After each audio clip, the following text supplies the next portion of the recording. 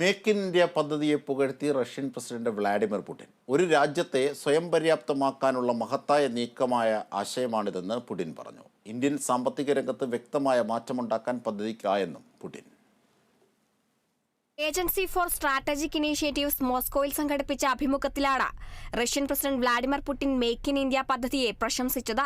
പ്രാദേശികമായ ഉൽപ്പന്നങ്ങൾ വികസിപ്പിക്കുന്നതിനും കമ്പനികളെ പ്രോത്സാഹിപ്പിക്കുന്നതിനും ഉദാഹരണമായി ചൂണ്ടിക്കാണിക്കാവുന്ന ആശയമാണ് മേക്ക് ഇൻ ഇന്ത്യ എന്ന് പുടിൻ പറഞ്ഞു.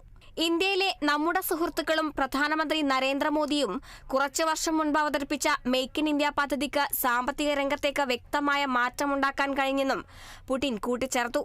നന്നായി പ്രവർത്തിക്കുന്നതിനെ അനുകരിക്കുന്നത് ഒരു ദോഷവും ചെയ്യില്ലെന്നും അദ്ദേഹം പറഞ്ഞു.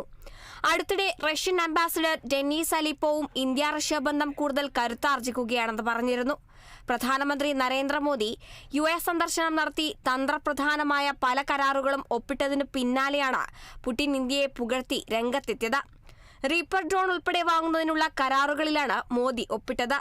ഉക്രൈനിൽ റഷ്യ നടത്തുന്ന അധിനിവേശത്തിൽ നിന്നും പിന്മാറണമെന്നും ഇന്ത്യ ആവശ്യപ്പെട്ടിരുന്നു.